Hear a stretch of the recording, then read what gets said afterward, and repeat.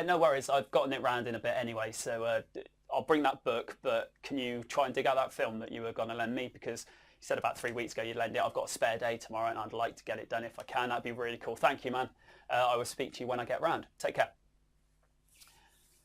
Now that would have been an odd video if I'd have finished it there. And if you flicked off before I got to this bit, then you still think it's an odd video and you can't hear this. So why am I even talking about it? So onwards and outwards. The main thing I was trying to show you there is how to talk to a camera, how to talk to people like I'm doing right now. Now I could have just done it as I am, because I hope that I do this all the time, but even I'm guilty of sometimes talking like I'm doing a bit of an instructional video and people should be listening to what I say.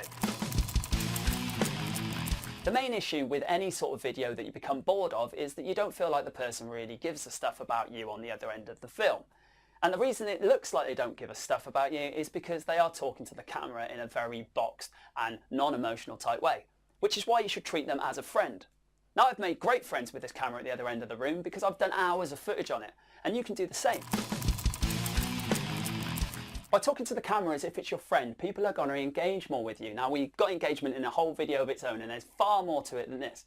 But the fact is, by talking like it's a friend, even picturing like a person stood at the other end of the room instead of that camera, you're going to be able to relate with people.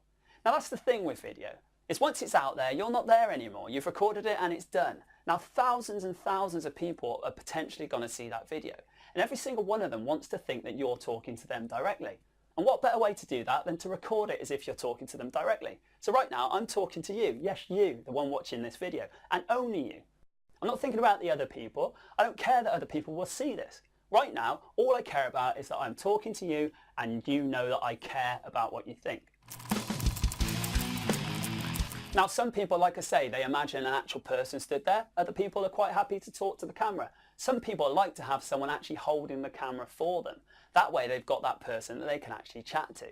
Now, not everyone's got that luxury of having someone that can stand there to go through the many, many mistakes they're going to make while holding the camera up for you.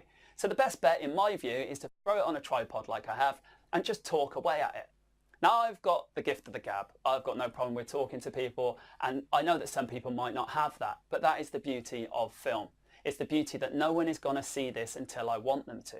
Now if I've got to cut things out, if I've got to change things up, if I've got to do the whole thing again, it doesn't matter.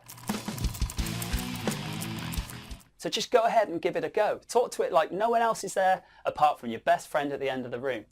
Just chat away like you would on the phone to them about how their day's been, and you'll find that it comes across that you genuinely care about the person on the other end. So what can you take away from this particular video? It's much easier to talk to a friend than it is a lens. So take that on board, make sure the next time, just practice it. Don't even have to practice on camera. You could just practice talking to your hand, talking to a wall, or next time you're on the phone maybe to someone, think of how you're talking to them and try and bring that across into your film.